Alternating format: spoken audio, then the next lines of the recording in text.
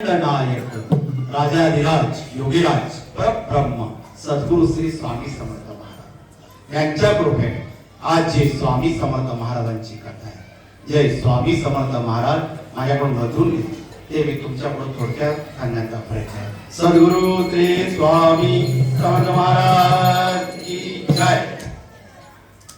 अनंत कोटी ब्रह्मांड नायक राजाधिराज योगीराज परब्रह्म सद्गुरु श्री स्वामी समर्थ महाराज। स्वामींच्या लीला अनंत आहे, या लीलांना कधीच अंत होणार नाही। महाराजांची कृपा प्रत्येक भक्तावर, प्रत्येक भक्ताच्या पाठीशी येतो ब्रह्मांड नायक।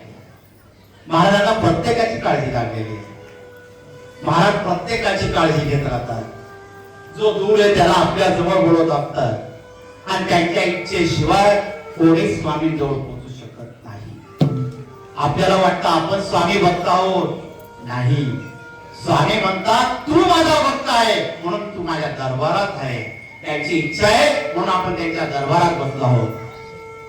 महाराज वटवृक्षाच्या छायेखाली बसलेले असताना गणेश गणेश गणेश करत होते। काहींना वाटत होतं स्वामी महाराज गणेश गणेश का करताय, कारण की गणेश नावाचा ब्राह्मण होता, तो साक्षात दत्त भक्त होता। दत्त भक्त असताना त्याला मुलबाळ नव्हतं, मग त्याची दत्त आराधना कायम चालू असायची। दत्ताचं नामस्मरण मुखामध्ये चालू असायचं आणि दत्त भगवंताला विनंती करत असे, हे प्रभू आमच्या ओटीमध्ये काहीतरी टाक, मला वडील होण्याची इच्छा आहे। घरामध्ये लहान बाळाचे पावलं रेंगावे, त्याने फिरावं, त्याचे लहान बाळ रेंगावं आणि फिरावं आणि त्या बाळाचं आम्हाला प्रेम मिळावं, ही आराधना त्याची दत्त प्रभूंच्या चरणी चालू होती। एक दिवस पत्नीजवळ गेला, आपण गाणगापूरला जाऊया, दत्त महाराजांचं दर्शन करूया। पत्नीने होकारार्थी मान हलवली आणि रात्री स्वप्नामध्ये दृष्टांत झाला, एक तेजस्वी पुरुष, एक शक्ती स्वप्नामध्ये येऊन सांगते, गाणगापूरला चाललास, आमच्या नजरेला नाही येणार का? आम्ही अवधूत आहोत, आम्ही नृसिंहवान आहोत, आम्ही श्रीपाद वल्लभ आहोत आणि आता सध्या आम्ही अक्कलकोटचे स्वामी समर्थ आहोत। हे शब्द स्वप्नामध्ये त्याला दिसत होते आणि ती तेजस्वी पुरुष कोण आहे, ती तेजस्वी व्यक्ती कोण आहे, हे त्या डोळ्यापुढे तो घेत असे, तर त्यापुढे फक्त त्याला प्रकाश दिसत असे। सकाळी डोळे उघडले आणि पत्नीला घडलेला वृत्तांत सांगितला। पत्नीने सांगितलं आपण गाणगापूरला गेलंच पाहिजे, दत्त महाराजांची पूजा केलीच पाहिजे, दत्त महाराजांच्या चरणी लीन झालंच पाहिजे। आणि दोघ जण गाणगापूरला निघाले। गाणगापूरला येऊन पोहोचले, दत्त महाराजांची सेवा चालू केली, अवधूताच्या छायेमध्ये पारायण सुरू केलं, संगमावर स्नान केलं आणि रोजची पूजा अर्चा चालू होती आणि दत्त महाराजांचं दर्शन केलं आणि दत्त महाराजांना नमस्कार केला। हे दत्त प्रभू, जर आम्हाला मुलबाळ झालं तर आम्ही मुलाचं नाव दत्तात्रय ठेवू आणि आमचा मुलगा जेव्हा 8-9 वर्षाचा होईल त्याचं मुंज काढण्यासाठी आम्ही गाणगापूरला येऊ, ही इच्छा प्रगट केली आणि गाणगापूरहून आपल्या घरी आले आणि दत्त प्रभूंची आराधना चालू केली आणि काही दिवसामध्ये त्या बाईला दिवस राहिले आणि 1 वर्षामध्ये त्यांना पुत्र रत्न प्राप्त झालं। मुलगा झाला, आनंद झाला, दत्त महाराजांची कृपा मानू लागले, गाणगापूरला जाऊन दर्शन करून आले। मुलाने दर्शन घेतलं, त्या मुलाचं मस्तक दत्ताच्या चरणी ठेवून आले आणि तो आनंद त्यांच्यासाठी वेगळा होता। दिवसा माणून दिवस चाललेले होते, मुलगा 8 वर्षाचा झाला आणि ब्राह्मणाला आठवण झाली, मुलाचं मुंज काढायचं, आपण गाणगापूरला गेलं पाहिजे। आणि इकडं माझे स्वामी, माझा ब्रह्मांड नायक या वटवृक्षाच्या छायेमध्ये सांगतोय, माझा गणेश, माझा गणेश, माझा गणेश। श्रीपाद भट तिथं बसलेले होते, महाराज कोण गणेश? आमचा गणेश, आम्ही त्याची वाट पाहतोय। इतके वर्ष झाले आम्हाला भेटला नाही तो. मुंज काढायचं त्याच्या बाळाचं आणि ते आम्ही करणार आहोत. आमच्या आशीर्वादाखाली त्याचं मुंजणी काय हे आम्ही म्हणतो. महाराज अशी बोलत त्या अर्थ कोणालाच समजत नव्हता. हा ब्राह्मण मुंजाची तयारी करू लागला. गाणगापूरला जायचं, अक्कलकोट पर्यंत येतोय आणि खिशातले सर्व पैसे संपले. असं कधीच झालं नाही की पैसे कसे संपले, हिशोब लागत नाही. मग त्यांना अक्कलकोटला उतरावं लागलं. दोघं नवरा बायको उदासून अक्कलकोटला उतरले. या गावामध्ये काहीतरी पूजा अर्चा करू आणि 2 पैसे मिळतील आणि मग आपण गाणगापूरला जाऊया. दोघांनी विचार केला आणि अक्कलकोट मध्ये फिरू लागले. आणि फिरत असताना एका भक्ताने सांगितलं, कुठून आला? आपल्या गावचं नाव सांगितलं. आम्ही घाटावर असतो. आम्ही आमच्या मुलाचं मुंज काढण्यासाठी गाणगापूरला चाललो होतो, पण आमचे पैसे संपले. तर आता आम्हाला कोणी पूजा अर्चा देईल, आम्ही त्याच्या घरी जाऊन पूजा करू आणि 2 पैसे मिळाल्यावर आम्ही गाणगापूरला जाणार आणि आमच्या मुलाचं आम्ही मुंज करणार. ती व्यक्ती हसू लागली. ब्रह्मांड नायकाच्या दारामध्ये उभा आणि गाणगापूरला जायच्या गोष्टी करतात. जे दत्त भगवान नृसिंहवान साक्षात अक्कलकोट मध्ये श्रीपाद वल्लभांचा अवतार आहे. स्वामी समर्थ म्हणतात त्यांना, दत्त प्रभूंचा अवतार आहे. काय बोलतात? हे शब्द मी ऐकलेले, माझ्या स्वप्नामध्ये मी हे शब्द ऐकलेले. ते भानावर आले आणि त्या व्यक्तीला विचारू लागले, आम्हाला त्याचं दर्शन होईल का? हो, का होणार नाही, चला माझ्या बरोबर. महाराज बसलेले होते. महाराजांचं भजन चालू होतं. सर्व भक्त भजनामध्ये लीन झालेले होते. सर्वांच्या मुखामध्ये स्वामींचं नाव होतं आणि सर्व एका मुखाने गात होते, श्री स्वामी समर्थ, जय जय स्वामी समर्थ, सद्गुरु स्वामी समर्थ, जय जय स्वामी समर्थ, महाराज श्री स्वामी समर्थ, जय जय स्वामी समर्थ, सद्गुरु स्वामी समर्थ, जय जय स्वामी समर्थ, महाराज श्री स्वामी समर्थ, जय जय स्वामी समर्थ, सद्गुरु स्वामी समर्थ, जय जय स्वामी स्वामींच्या नामस्मरणामध्ये अक्कलकोट नगरी दंग झालेली होती. प्रत्येकाच्या मुखामध्ये स्वामींचं नाव होतं. गल्ली बोळातून जातो प्रत्येक जण श्री स्वामी समर्थ, श्री स्वामी समर्थ. ब्राह्मणाच्या डोळ्यातून अश्रू वाहत आहे. ज्या स्वामींचं नाव मी स्वप्नामध्ये ऐकलं होतं, या गावामध्ये प्रत्येकाच्या मुखामध्ये स्वामींचं नाव आहे. मनामध्ये बेचैनी तयार झाली. मी केव्हा स्वामींपर्यंत पोहोचे? महाराजांची ओढ निर्माण झाली. आणि ज्या वेळेस माणसाचं मनापासून प्रेम आपल्या गुरुवर होतं आणि त्यावेळेस मनापासून ओढ लागल्या जाते आपल्या गुरुची. केव्हा भेटी होईल त्या गुरुची आणि त्या गुरुला मी केव्हा भेटेल, त्याच्या चरणांवर माझं मस्तक केव्हा ठेवेल, त्याची ओढ त्यांना लागलेली होती. आणि ती ओढ लागलेली असताना महाराज वटवृक्षाच्या छायेमध्ये भजन करत असताना बसलेले लीन होते. सर्व भक्त नामस्मरण घेताना हा स्वामी पुढे येतोय, हात जोडतोय, डोळ्यामधून आसू येत आहे. जी शक्ती होती, जे नामस्मरण ऐकलं होतं, ते साक्षात माझ्या समोर उभे. मुलाचं मुंज करायचं ते सुद्धा तो विसरून गेला. त्या ठिकाणी पावलं टाकत टाकत स्वामी पुढे गेलाय. आणि महाराजांना ज्या भक्ताची ओढ लागती, ज्याची वाट पाहत असतात स्वामी महाराज, तेव्हा म्हणतात, आला गणेश, फार वाट वेळ लावली रे, आम्हाला वाट पाहायला लावली. स्वामी मला ओळखतात तुम्ही?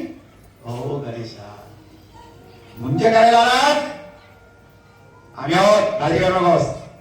पैसे जमले, चालला तसा गाणगापूरला. अरे आम्ही इथं असताना कुठे चालला? हो स्वामी, गाणगापूरला चाललो होतो. मुलाचा मुंज करण्याचा नवस होता स्वामी. अरे म्हणजे करणार अक्कलकोटला, गाणगापूरला? अरे तुझ्या मुलाची मुंज इथं होणार आणि आम्ही असताना कसं गाणगापूरला जाणार? नवस आम्हाला करतोस आणि मुंज तिथे करतोस? नाही स्वामी, मी नवस केला होता. कसला नवस? पैसा आहे का दिला? नाही स्वामी, अरे बरोबर तुझी व्यवस्था आम्ही करणार. मला त्यांनी आशीर्वाद दिला. त्या गणेशची डोळे इतके भरून आले. तो तिथून निघाला आणि आणि कृष्णाजी भक्तांकडे मुक्कामाला थांबला.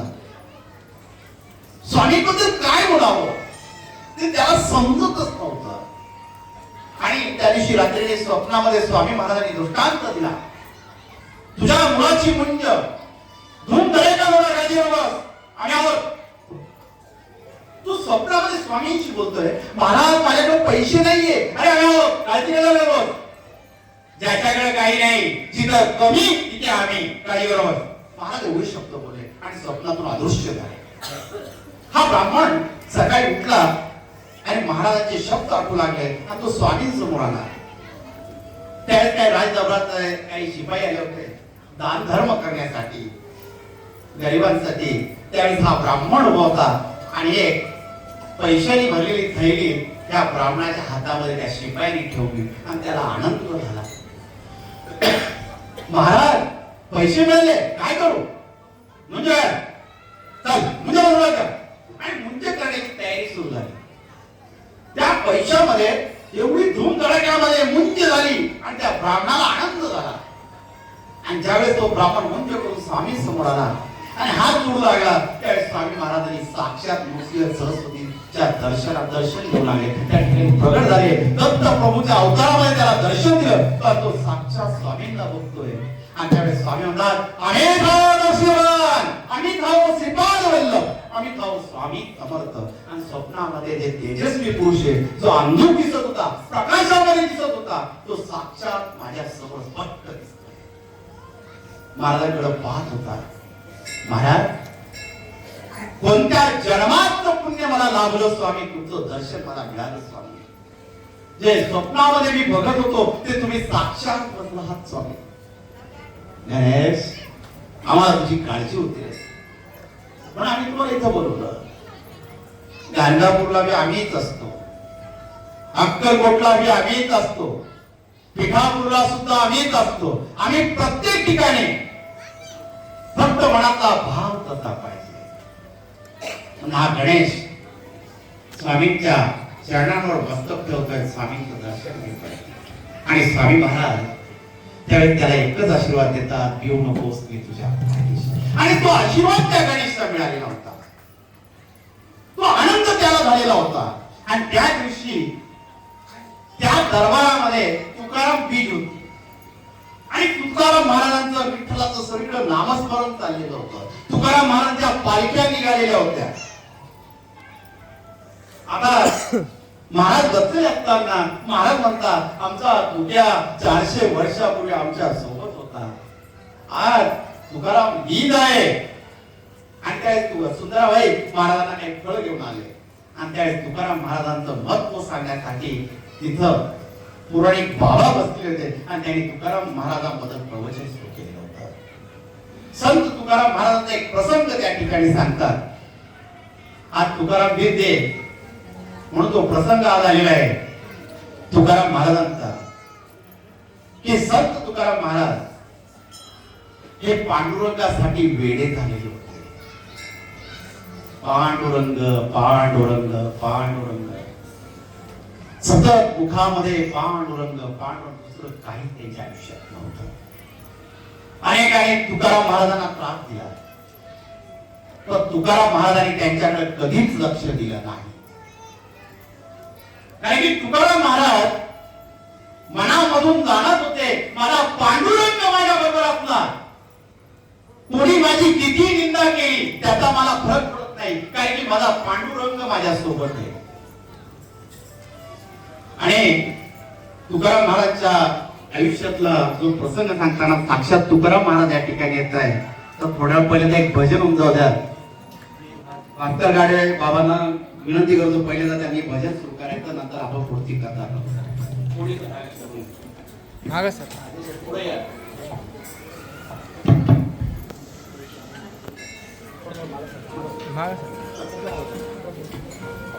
तुकाराम महाराजांचा प्रसंग कीर्तनाचा. त्यावेळी ज्यांना इच्छा असत भजनामध्ये नाचायची त्यांनी तुकाराम महाराजांजवळ पण असायची.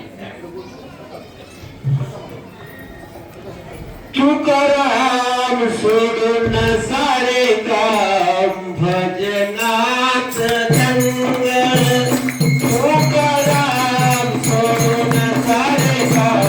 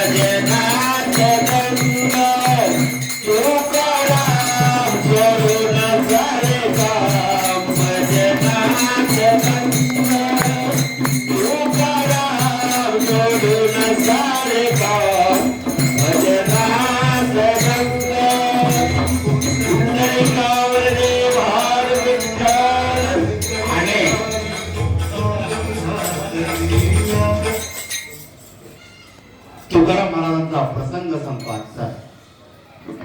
संत तुकाराम महाराज पांडुरंगाचं एवढं नामस्मरण करत असताना पांडुरंगासाठी वेडे झालेले होते. सतत पांडुरंग पांडुरंग मनामध्ये त्यांचं नामस्मरण चालू होतं. आणि त्यांच्या आयुष्यातला एक प्रसंग आहे तुकाराम महाराजांच्या. त्यांच्या मुलाला किडनी स्टोन झालेला होता आणि मुलाची तब्येत दिवसेंदिवस खराब होत चाललेली होती. आणि तुकाराम महाराज घरात बसलेले होते. त्यांची पत्नी आवडी ही तुकाराम महाराजांना विनंती करते, अहो बाळाची तब्येत बरी नाहीये, पोट फुगत चाललेले, त्याला वैद्याकडे न्यावं लागणार आहे, त्याच्याकडे लक्ष द्या, तुमचा पांडुरंग काय करतो? तुकाराम महाराज फक्त आपले पांडुरंग पांडुरंग करत निघून गेले. आणि भंडाऱ्याचा एक डोंगर होता. त्या डोंगरावर तुकाराम महाराज काय बसायचे आणि तिथं भजन करत असायचे. आणि इकडं मुलाची तब्येत जास्त होत चालली. मुलाचं पोट फुगलं आणि मुलाने डोळे पांढरे करून टाकले. गावातील लोक गोळा झाले आणि बोलू लागले, तुझ्या नवऱ्याला काहीच वाटत नाही, इकडे तुझ्या मुलाची तब्येत खराब झालेली, तो मरावर टेकलेला आहे आणि हा कुशाल पांडुरंगाचं नाव होतोय. आणि त्यावेळेस त्याच्या तुकाराम महाराजांच्या पत्नीने अनेक वैद्यांना दाखवलं, दोरे बिरे प्रत्येक बाबाकडे जाऊन आले, तो फरक काहीच पडत नव्हता.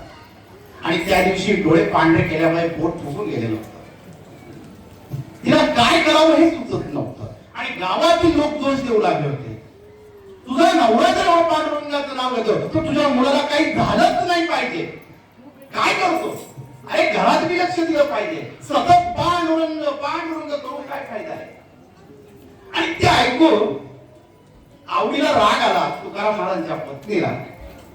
तो मुलगा झोपलेला असताना तिने त्याला हाताने जोरात वडलं, उठवलं आणि त्याला वडत वडत देहू मध्ये पांडुरंगाच्या मंदिराजवळ वडत नेलं. आणि वडत नेताना हातामध्ये चप्पल घेतली आणि पांडुरंगाला शिव्या देत चालली. वाटत नसल तशा शिव्या दिल्या, घाणघाण शिव्या दिल्या पांडुरंगाला. काळ्या काय काय जे मनातील ते बोलले. मंदिरापर्यंत येऊन पोहोचली. गावातील लोक तिच्या मागे जात आहे. आणि मंदिरात आल्यावर हातामध्ये चप्पल होती आणि पांडुरंगाला बोलतीये, वाटते ते बोलतीये, शिव्या देतीये आणि हातामध्ये चप्पल घेतली आणि पांडुरंगाला मारणार. आणि तेवढ्यात माझा पांडुरंग तिथे प्रगट झाला आणि त्या मुलाच्या डोक्यावर हात ठेवला. त्यावेळेस डोक्यावर हात ठेवल्यावर त्याच्या पोटामध्ये सगळी घाण निघून गेली आणि मुलाने साक्षात पांडुरंगाचं दर्शन घेतलं. ही माऊली पांडुरंगाला शिव्या देत असताना हा मुलगा म्हणतो, आई, तिच्या हातातली चप्पल खाली पडली आणि त्या मुलाला जवळ केलं. काय रे बाळा? आई, मला बरं वाटतं, हे बघ माझं पोट कमी झालं, मला जो त्रास होतो तो कमी झाला.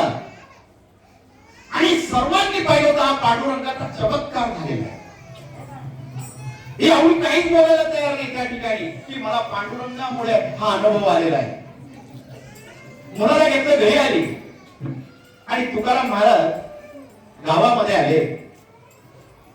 त्यावेळेस पाटलांनी पंच कमिटी बोलवली आणि त्या पंचांसमोर तुकाराम महाराजांना बोलवलं आणि तुकाराम महाराजांना सांगितलं, तू सतत पांडुरंगाचं नाव घेतो, बाहेर जातो, तुझ्यामुळे तुझ्या पत्नीला त्रास होतो आणि तुझी पत्नी आज पांडुरंगाला शिव्या देऊन चपला घेऊन पांडुरंगाच्या मंदिरामध्ये जाते.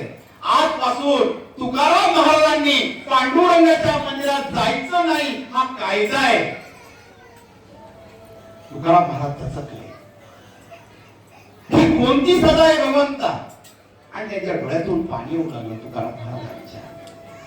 मला एक वेळ जेवायला नाही दिलं, कोणाच्या घरी नाही जाऊ दिलं, ते चालेल, पण माझ्या पांडुरंगापासून मला बाजूला करू नका, मला मंदिरामध्ये जाऊ द्या. पांडुरंग महाराज आपले तुकाराम महाराज मनामध्ये बोलत होते आणि ते तिथून निघाले आणि परत त्या भंडाऱ्याच्या डोंगरावर येऊन बसले. डोळ्यामध्ये पाणी आलेलं होतं, पांडुरंगाचं नामस्मरण घेत होते. हळूहळू चिपळ्या वाजत होत्या. पांडुरंगा काय चुकलं आणि मधामध्ये पांडुरंगाचं भजन त्यांचं सुरू होत होतं. किती शक्ती पांडुरंगाला बोलवण्याची.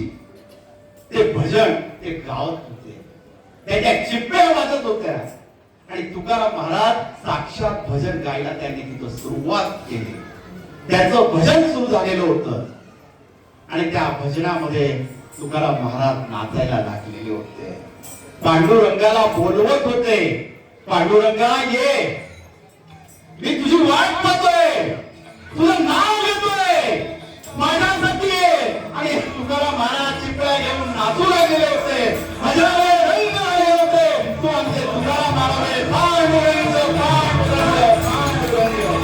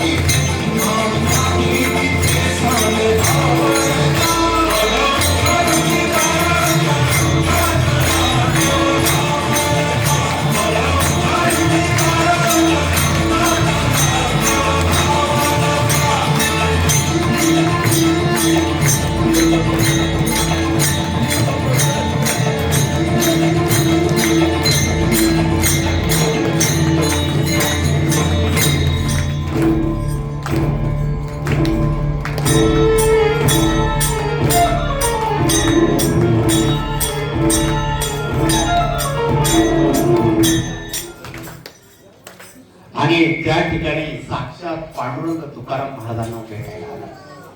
मंडळी वरदेव महाराज विठ्ठल श्री ज्ञानदेव तुकाराम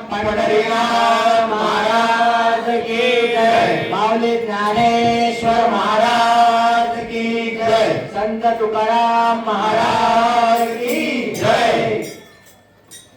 कारण की तुकाराम पीठ म्हटले वैकुंठातून डायरेक्ट त्यांना रथ घेण्यासाठी साक्षात पांडुरंग आले होते आणि आजचा तो दिवस तुकाराम महाराजांचा. आपलं भाग्य वार गुरुवारच आणि संत तुकाराम महाराज यांची भीत. आणि ह्यावेळेस गुढीपाडव्याच्या दिवशी स्वामी समर्थ महाराजांचा प्रगट दिन होणार आहे. तर आपल्या स्वामी समर्थ महाराज यांचा प्रगट दिन गुढीपाडव्याच्या दुसऱ्या दिवशी 20 तारखेला मठामध्ये साजरी होणार आहे. तर आपल्याला ह्या दिवस महाराजांची सेवा गुरुवार आणि शुक्रवार लगातार 2 दिवस सारखे मिळत आहे. आणि प्रगट दिनाच्या दिवशी आपले ब्रह्मांड नायक श्री स्वामी समर्थ महाराज प्रगट झाले. तो प्रगट दिन दिवसभर साजरी होईल आणि संध्याकाळी महाराजांचं प्रागट्य रूप नाट्य रूपांतर मध्ये मठामध्ये साजरी केल्या जाईल. महाराजांचं बाल अवस्थेतलं रूप सर्वजण दर्शन घेतील. महाराजांचं स्वरूप बघायचंय त्या दिवशी. तो दिवस कोणी टाळायचा नाहीये. प्रगट दिन जसं आपल्याला एखाद्याच्या वाढदिवसाला बोलवल्या जातं आणि आपण गेलो नाही तर त्यांना राग येतो. ते ब्रह्मांड नायक आहे, ते सतत आपली वाट बघत असतात. म्हणून त्यांचा सुद्धा तो वाढदिवसाचा दिवस आहे.